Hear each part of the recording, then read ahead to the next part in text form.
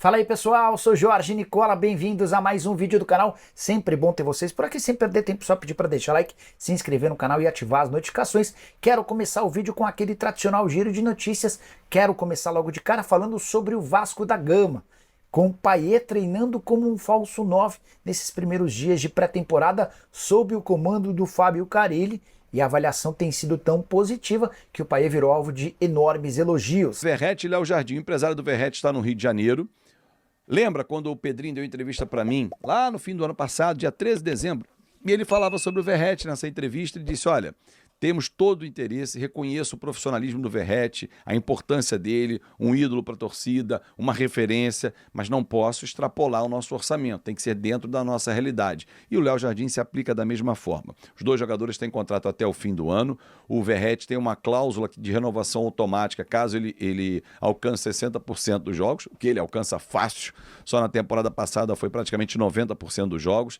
É um cara que se entrega, é capitão do time, e os dois vão renovar com o Vasco. Muita gente fazendo pressão, muita gente falando um monte de coisa. Não, o cara tá insatisfeito, ele quer ir embora. Para de fofoca! O Pirata é do Vasco, esquece. Vai seguir. E o planejamento da diretoria é não só 2026 não, 27, 28, ano a ano, conversando com o Verratti, sentindo dele como é que ele está fisicamente, como é que ele consegue entregar, a relação custo-benefício, para que ele fique muito tempo no Vasco da Gama. Aliás, há algum tempo eu fiz um vídeo sobre isso. E a diretoria do Vasco tem o mesmo pensamento do vídeo que eu fiz lá atrás. Para ele encerrar a carreira no Vasco daqui a 3, 4 anos, e ano a ano indo, né, numa avaliação, ó, pô, tá entregando legal e tal, porque acontece, o jogador de mais idade, às vezes ele pode se machucar, às vezes ele pode não render o esperado, mas a entrega do Verratti, esquece, é jogador para ficar no Vasco até se aposentar. Pô, mas o Vasco vai ficar fazendo um favor para ele? Não, se ele estiver performando, ele fica no Vasco, ponto. O Léo Jardim da mesma forma, mas o mercado quer, o esporte agora quer a volta do Léo Jardim. Tem outros clubes brasileiros interessados, falou-se no Bahia, Léo Jardim vai ficar no Vasco, a não ser que ele não queira. Se o Verratti e o Léo Jardim chegarem para o Vasco e falar assim, ó, não quero, vou cumprir o meu contrato e no meio do ano assino um pré-contrato com outro clube. Ok, mas aí o Vasco tem que ver a público comunicar isso. Só que o que eu sei é que os dois querem ficar no Vasco, os dois têm interesse em renovar, os dois vivem um grande momento com o torcedor, com o Vasco da Gama, ambientados ao Rio de Janeiro. Então, amigo, numa negociação que tem 3 pontas, o clube que compra, o clube que vende e o jogador. Nesse caso, não tem um clube comprador, porque ele nem vai bater a porta, porque o jogador e o clube que teoricamente venderiam, ninguém quer vender. O Vasco não quer vender, o jogador não quer ir embora, não adianta bater na porta, ó. Bateu na porta, esquece, vai bater com a cara na porta, porque Verratti e Léo Jardim são do Vasco da Gama. Um grande abraço, galera, e até mais tarde. Bomba do bem! Bomba positiva. O Vasco vai tentar, na justiça, recuperar todas as ações, provando através de um relatório que a 777 descumpriu boa parte do contrato. Atenção, já todos os detalhes na sequência desse vídeo aqui. O Vasco já tem adversário definido na próxima fase da Copinha. A partida vai acontecer amanhã. Já vamos falar da situação que envolve a justiça com o Vasco podendo recuperar todas as ações, deixando a ICAP para lá, deixando a 777 para lá também. Vasco na Copinha. Time ontem passou pelo Juventus pelo placar de 1-0, joga amanhã diante do Ceará. Bola rolando a partir das 11 horas da manhã. O jogo será no estádio Nicolau Alayon, na rua Comendador Souza, estádio que pertence ao Nacional, mesmo estádio em que o Vasco realizou as 3 primeiras partidas na Copinha, empatando nas 3 oportunidades. O Vasco, passando pelo Ceará, irá enfrentar na próxima fase o vencedor do confronto, Flamengo de Guarulhos e o Ibrachina, que é um time de São Paulo, do bairro da Moca. Bom, vamos falar sobre a briga na justiça envolvendo o Vasco e a EICAP /777 e a possibilidade real do Vasco recuperar todas as ações. Dr. José Humberto, especialista em direito empresarial, nos traz os detalhes. Vou mostrar para vocês aqui nesse vídeo uma informação relevante que traz falhas da 777 na gestão da SAF e como isso pode impactar nessa disputa societária. Se liga no vídeo, pessoal. A SAF do Vasco. Nós sabemos que o Vasco ainda não tem um investidor formalizado, tá aí pedindo recuperação judicial. Tudo está sendo feito dentro de um planejamento dessa atual gestão. Sabemos também que, por força de uma liminar, o Pedrinho está pelo associativo no controle da SAF. O que nós temos de novidade aqui? Que de lá para cá, desse controle, foi elaborado um relatório interno nessa administração do período da 777. Isso é importante. Esse documento ainda não apareceu, mas segundo a reportagem do GE, foi informado que naquele momento da transição ali da administração, haviam compromissos que não estavam sendo cumpridos por parte da 777.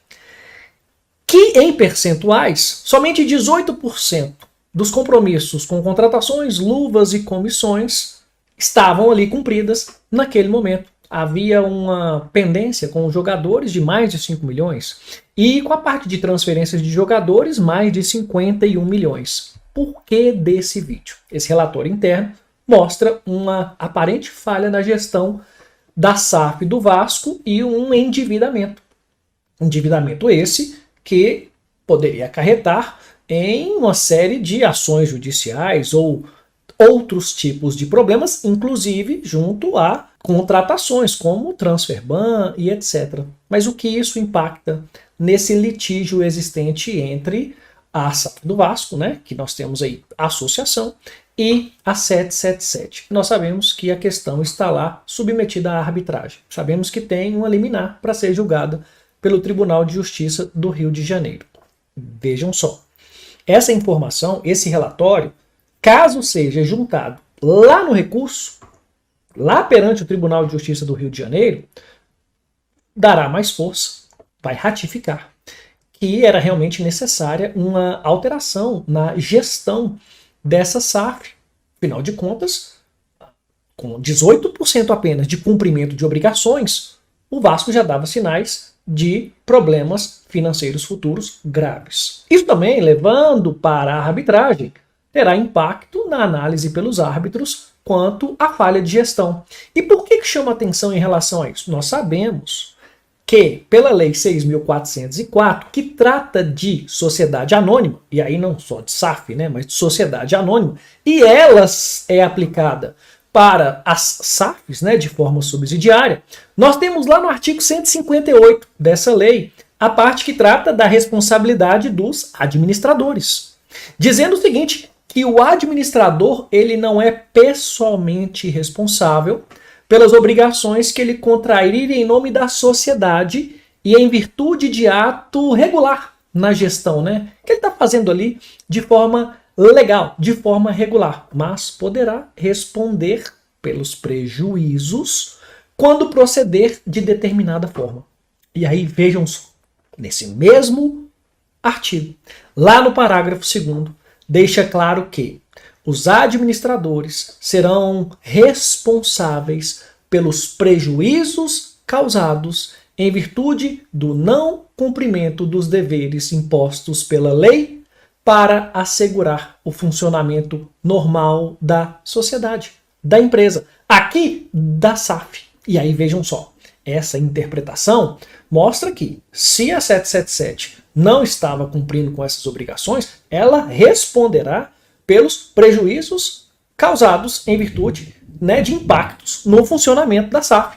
Veja, se o Vasco estava caminhando para um possível prejuízo no funcionamento, em estar realmente irregular ali, pois sem pagar os salários, sem cumprir as obrigações com os jogadores e até mesmo sem poder contratar transfer ban, sabe lá quais consequências isso ocasionaria, essas questões podem ser remetidas para a arbitragem e também para o Poder Judiciário, pesando na responsabilidade da 777 e da ACAP. E até mesmo que esse relatório interno possa apurar, calcular os prejuízos passíveis de indenização para que isso entre numa eventual negociação de saída da ACAP, né? porque lesou, ou aparentemente lesou, a SAF do Vasco, e é evidentemente que deve acontecer aí uma compensação por esses possíveis prejuízos. Esse relatório é importante, caso ele apareça, vamos analisar com mais calma, mas tem um sério impacto nessa relação societária entre a Associativo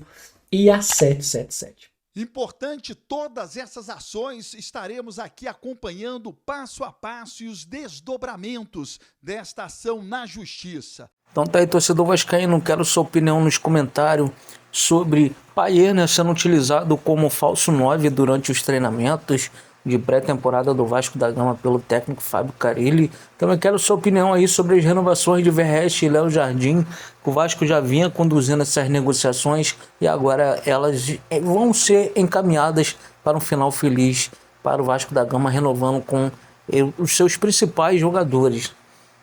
E também sobre aí, como trouxe aí o amigo Baran, sobre o Vasco na Justiça, né, para recuperar todo o processo judicial ali com a 777 e a ECAP, né? Deixe sua opinião nos comentários.